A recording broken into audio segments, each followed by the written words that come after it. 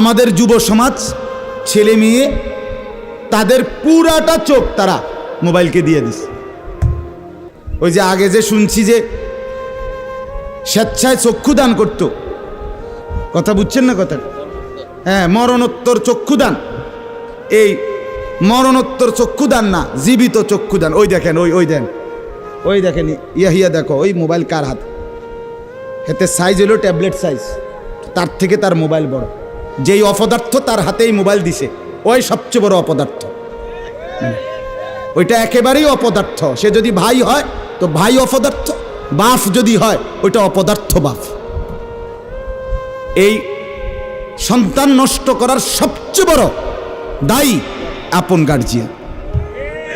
মা বেডি 2 বছরের বাচ্চাটারে বড় মোবাইলটা দিয়ে দিছে, তুই টিভিটা, তুই তাবু ডিস্টার্ব করিস না, আমি সাইজ দিয়ে আসি ড্রেসিং টেবিলে, এবুডি পাউডার ডলে, হেতে মোবাইল টিপ। কথা বুঝেন নাই? ও বেডি হিন্দি সিরিয়াল দেখে টেলিভিশনে, হ্যাঁ হিন্দি সিরিয়াল দেখে, ইন্ডিয়ান সিরিয়াল দেখে, কি দেখে মনোযোগ দিয়ে দেখে। হিন্দি সিরিয়ালের সবগুলোর মূল বৈশিষ্ট্য হলো স্বামী স্ত্রীর ঝগড়া, শাশুড়ির থেকে জামাইরে কেমনে আলাদা করতে হবে, দেবর ননদের কেমনে স্বামীর থেকে বিচ্ছিন্ন করতে হবে, মানে সংসার কিভাবে তছনছ করবে। এটা হলো ওই বেঈমানদের সবচেয়ে বড় ষড়যন্ত্র। সবগুলোর বৈশিষ্ট্য এটা। মহিলারা এইটা দেখা বিবাহের পরে 6 মাসও একসাথে আর থাকতে চায় না। 6 মাসও না। বেডির সিদ্ধান্ত মরিয়ার বাসি তে বেড়ারে তার বাপ মার থেকে আলাদা করুন। জীবনের সাধনা এটা।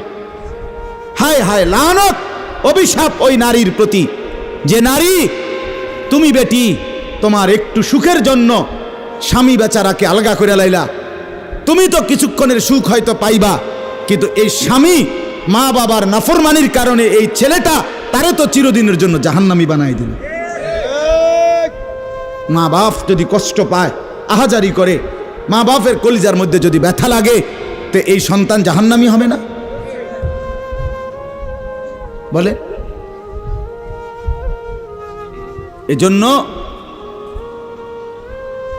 আমরা প্রত্যেকেই এই কথাটা বলতেছিলাম, আজকে আমাদের সবচেয়ে বড় গুনাহ আমাদের ছেলেদের, আমাদের মেয়েদের, আমাদের নারীদের, আমাদের পুরুষদের, আমাদের জওয়ান, আমাদের বুড়া, আমাদের যুবতী, আমাদের বৃদ্ধা, সবার একটাই বড় রোগ।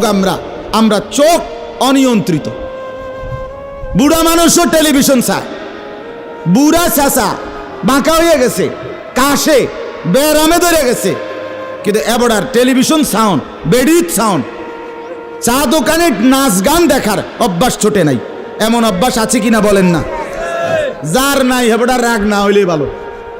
আর যে বেটা রাগ হইলে, আপনার এই অভ্যাস থাকলে, আপনার রাগ হইলেই কি আর আসলেই কি। অতএব নজর নিয়ন্ত্রণ করা চাই, নজর হেফাজত করা চাই, নজর সুন্দর করা চাই।